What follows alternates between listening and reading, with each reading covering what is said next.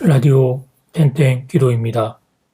오늘 날마다 주기로 큐티 본문은 사무엘하 14장 1절에서 11절 말씀입니다. 사무엘하 14장 1절에서 11절 말씀의 제목은 압살롬이 돌아옴. 다윗의 마음을 알아챈 요압이 한 지혜로운 여인을 도가에서 데려와 다윗에게 할 말을 주었습니다. 도가는 예루살렘에서 남쪽으로 16km 떨어진 곳에 있습니다. 요압이 여인에게 다윗을 설득시키는 데 사용하라고 준 방법은 수년 전 나단 선지자가 다윗과 바세바의 관계에 대해 사용한 것과 비슷합니다. 한 이야기를 만들고 마치 이것이 다윗이 통치하에 있는 지역에서 일어난 사건처럼 꾸미는 것입니다. 그 다음 다윗으로 하여금 자신의 처지를 깨닫게 하는 것입니다. 요압은 도가의 과부에게 두 아들이 있는 것처럼 이야기를 꾸몄습니다. 그런데 아들들끼리 싸워서 한 아들이 다른 아들을 죽였다는 것입니다. 사건을 전해 들은 집안 사람들이 형제를 죽인 아들을 처형해야 한다고 주장했습니다. 그러나 여인의 입장에서는 그나마 살아있는 아들마저 이룰 수 없었습니다. 그러니 왕께서 명령을 내어 친척들이 살아있는 아들에게 손을 못 대도록 조치를 취해달라는 내용이었습니다. 다윗의 현실을 잘 묘사한 이야기였습니다. 압살롬이 암논을 죽였지만 압살롬을 죽일 수 없는 다윗의 처지를 반영하고 있습니다. 형을 죽였다고 압살롬을 처단하면 정의는 실현되겠지만 다윗은 그나마 있는 또 하나의 아들을 잃어야 합니다. 부모로서는 못할 일입니다. 그래서 다윗은 암논이 다말을 강간했을 때처럼 압살롬이 암논을 죽였을 때 징계를 하지 않았습니다. 하려고만 하면 압살롬 도망친 곳을 쫓아가서 잡아오면 될 일이었습니다. 그런데 다윗은 그렇게 하지 않았습니다. 이는 자신의 이야기를 통해 다윗이 처한 상황을 정확하게 묘사합니다. 이것이 곧 이야기가 가지고 있는 힘입니다.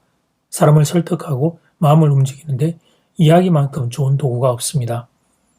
근데 요압이 지금 이야기라는 방식을 사용하고 있습니다.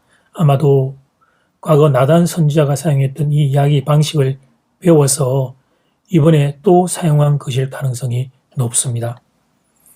이제 여기서 생각해 볼 점이 있습니다. 지금 요압의 행동을 어떻게 이해하면 좋은가라는 질문입니다. 두 가지 다른 해석이 가능합니다. 첫 번째는 긍정적으로 보는 것입니다. 아래 사람으로서 윗사람의 마음을 헤아리고 다윗이 처한 공경을 어떻게든 도와주려고 하는 마음으로 보는 것입니다. 가만히 보면 요압에게는 이런 마음도 조금 있었던 것으로 보입니다. 두 번째는 부정적으로 보는 것입니다. 다윗을 이어 차기 왕이 될 사람은 압살롬이라는 판단하에 요압이 정치적인 수를 썼다고 보는 것입니다. 그러니까 압살롬과 일종의 정치적인 거래를 한 것이죠. 성경에 그런 표현이 기록되어 있지는 않지만 이후 벌어지는 상황들을 보면 이런 의혹은 상당한 가능성이 있습니다. 돌아오고 난 뒤에 압살롬은 자신의 그 불편한 마음을 요압을 통해 다윗에게 제시하기 때문입니다. 계속해서 다윗과 압살롬 사이에 요압이 끼어 있는 것을 성경은 표현하고 있습니다. 사랑하는 여러분, 다윗은 요압의 이 두 가지 마음을 알았을까요? 몰랐을까요? 다윗은 알았다고 봅니다. 요압이 도가의 과부 뒤에 있음을 알았습니다. 그리고 요압의 그 마음도 다윗은 알았습니다. 요압과 함께 한 세월이 하루 이틀이 아니기 때문입니다. 19절 상반절을 보면 여인의 이야기를 듣고 난 뒤에 다윗이 여인에게 이런 질문을 합니다. 왕이 이르되 이 모든 일에 요압이 너와 함께 하였느냐 하니, 그러니까 다윗이 알았습니다. 요압의 계획과 요압의 마음을. 그래서 이제 책임은 다윗에게로 넘어왔습니다. 도가의 과부를 통해 펼쳐진 요압의 계획을 다윗이 어떻게 처리할 것인가, 그 책임은 이제 다윗에게 넘어왔습니다. 그런데 다윗은 요압의 계획대로 압살롬을 다시 데려오게 합니다. 여기까지는 그럴 수 있겠다 싶습니다. 집 떠난 자식 다시 불러들이는 부모의 마음, 어쩔 수 없는 부분이 있기 때문입니다. 그런데 이 타이밍에 다윗이 했어야 하는 일이 하나 있었습니다. 그것은 압살롬의 잘못에 대해 징계가 있었어야 한다는 것입니다. 그냥 은근슬쩍 물타기처럼 들어오는 게 아니라 압살롬이 잘못한 것에 대해서는 분명히 짚고 넘어갔어야 합니다. 죄는 회개를 해야 합니다. 넓은 마음으로 용서를 하지만 죄에 대한 책임은 확인해야 합니다. 압살롬이 자신의 잘못을 인정하고 다윗도 이스라엘 전체 백성에게 용서를 구하는 절차가 있었어야 합니다. 그런데 그런 과정을 밟지 않았습니다. 죄를 그냥 묵인한 겁니다. 은근슬쩍 넘어가 버린 것입니다. 그때부터 압살롬의 마음이 더욱 교만해지게 됩니다. 형 암논을 죽였던 자신의 죄는 잊어버리고 오히려 아버지 다윗을 향한 정오를 키워갑니다. 그리고는 결국 일어나서는 안 되는 쿠데타를 일으키게 됩니다. 이것은 다윗에게도 압살롬에게도 이스라엘 나라에도 좋지 않은 일이었습니다. 사랑하는 여러분, 죄에 대해서는 철저한 회개를 해야 합니다. 잘못에 대해서는 뼈저린 반성을 해야 합니다. 그리고 나서 다시 출발하는 것입니다. 그럴 때 그 사람은 자신이 받은 용서도 소중한 줄을 알게 됩니다.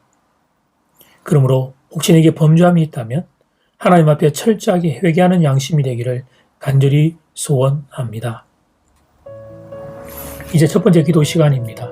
받은 말씀과 개인 기도 제목을 가지고 함께 기도하는 시간입니다. 이 시간 다 함께 마음을 모아 주님 앞으로 나아가겠습니다.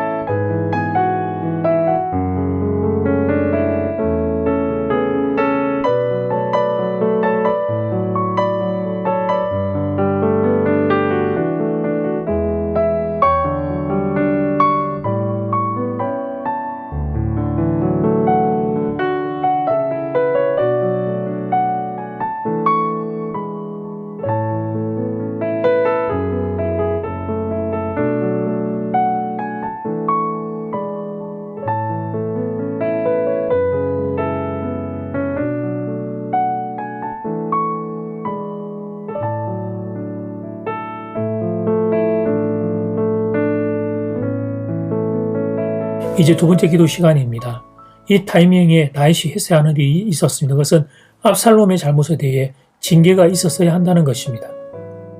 잘못한 것에 대해서 분명히 짚고 넘어갔어야 합니다. 그래야 그 교만한 마음으로 넘어가지 아니하고 이 압살롬이 자신의 잘못을 알고 받은 용서에 대한 감사함으로 그의 인생이 멈출 수 있었을 것입니다. 이 시간 다 함께 마음을 모아 기도드리겠습니다.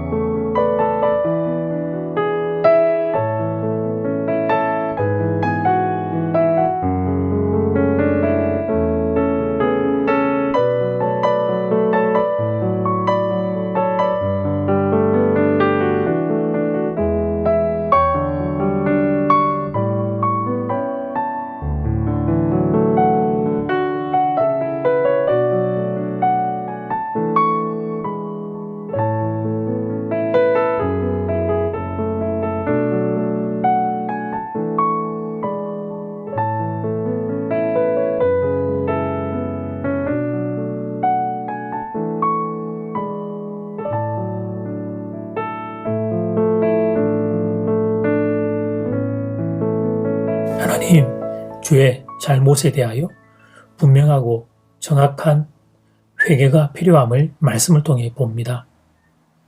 내가 나의 죄를 하나님 앞에서 하나님이 철저하게 회개하는 하나님의 용서받음에 대한 감사가 살아있는 그런 우리 모두가 될 수 있기를 간절히 소원합니다. 예수님 이름으로 기도드립니다. 아멘.